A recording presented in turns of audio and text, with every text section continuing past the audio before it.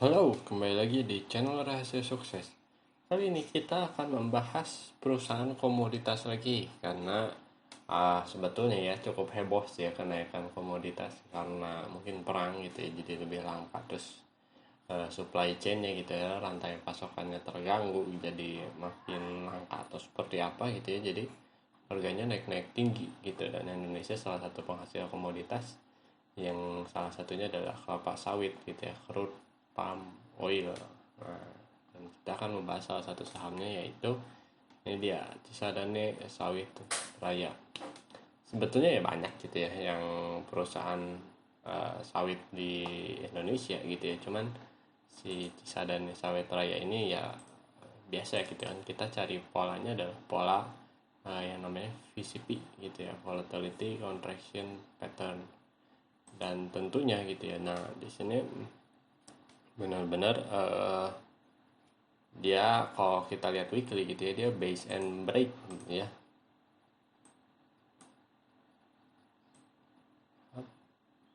Dia nggak bisa di ini.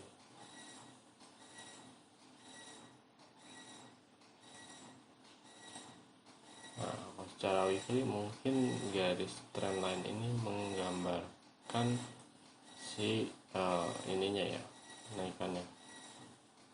Nah, ini akan ada dua resisten detailnya.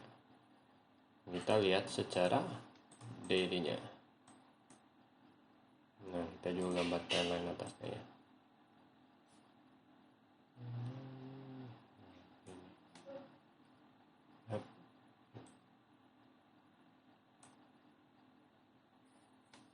Dia coba break tapi gagal. Tapi di sini dia membentuk yang namanya VCP gitu ya, volatility contraction pattern. Jadi volatilitasnya makin berkurang seperti itu. Nah, base and break itu apa gitu ya, seperti ini gitu.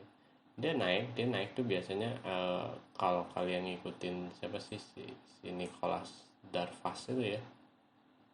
Jadi dia kayak bikin kotak kan, ada Darvas box. Nah, biasanya setiap jadi resisten, nah ini akan ada box. Ketika break box ini, dia akan membentuk yang namanya box baru di sini. Ini kotak baru, lalu kotak baru, lalu di sini juga ada kotak lagi nih. Nah, ceritanya kalau bisa nge-break kotak ini gitu ya, akan ada kemungkinan untuk naik lagi gitu. Nah, cuman ya tentunya kita harus menghitung yang namanya risk rewardnya gitu ya. Sebetulnya nih ya, ketika dia break, misalnya kita beri contoh aja ya, break dari sini ke sini tuh sebetulnya cuman 16%. Jadi memang nggak terlalu tinggi ya kalau dari sini ke sini. Nah, sama tuh mirip-mirip ini 14, highestnya adalah 18%. Tapi tentu aja resikonya ketika di sini gitu ya, resikonya adalah ini, risknya ada di sebelah sini. Nah,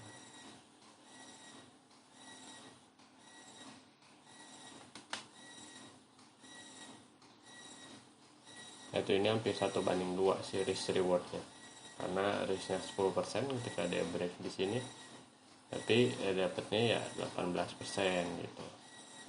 Nah, itu yang harus kita perhatikan gitu ya, si risk rewardnya, karena kenaikannya pelan-pelan. Tapi kalau jangan salah gitu ya, dengan pelan-pelan seperti ini, kalau kalian belinya di sini gitu ya 310, sekarang di sini 300-an, di sini sekarang udah hampir 7 misalnya ya, anggap aja ini sekarang di 7,5. 300 ke 7,5 itu adalah 250%. Jadi udah 2,5 kali lipat sahamnya udah naik gitu ya. Jadi kalau kalian punya, dan itu dalam berapa bulan nih, dari Oktober sampai ke April sekarang. Dan sekarang dia sudah membuat yang namanya sebuah base yang ada di sini. Nah, base ini udah cukup lama nih, udah hampir 2 bulan. Sebetulnya sih ya, harganya masih fluktuatif dan masih naik gitu ya, kalau kalian mengikuti harga si crude palm oilnya gitu ya. Nah, jadi ini membentuk yang namanya VCP lagi. Kalau kita lihat volatility-nya, Oh, ini masih tinggi 17,5%.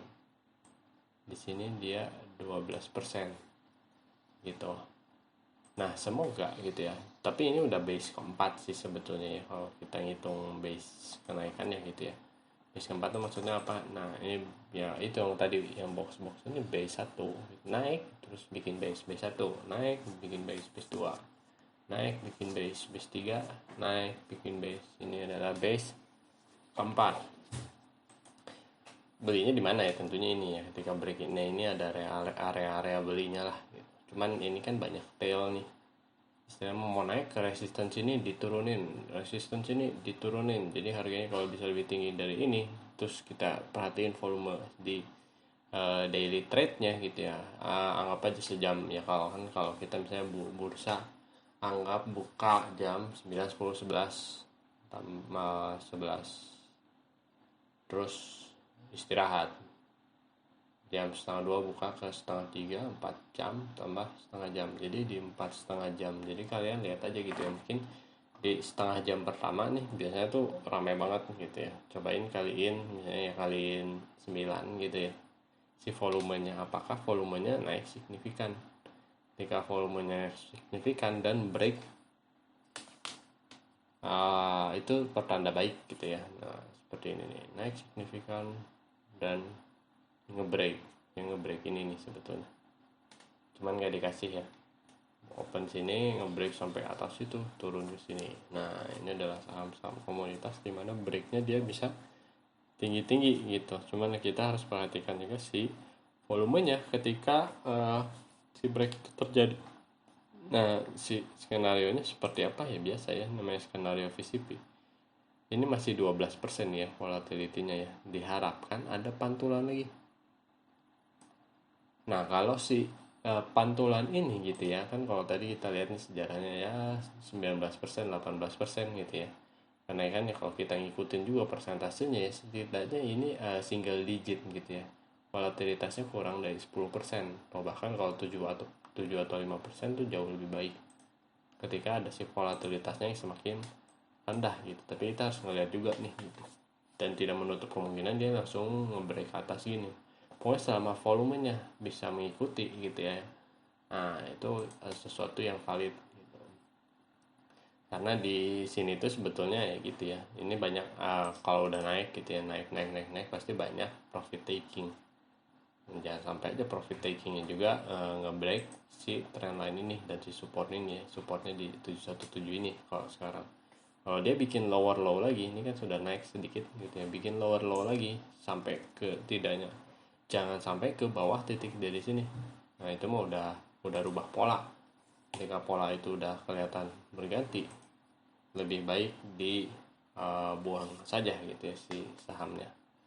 Saya di cut loss gitu, karena udah tidak sesuai plan dengan kamu gitu. Tapi nih sebetulnya gitu ya, kalau ketika kita bikin trading plan ya, nah sebetulnya tuh ada dua ini nih, nah, plannya gitu ya. Plan pertama, ini adalah plan awal banget. Beli jika break di sini, jual ketika break di bawah sini.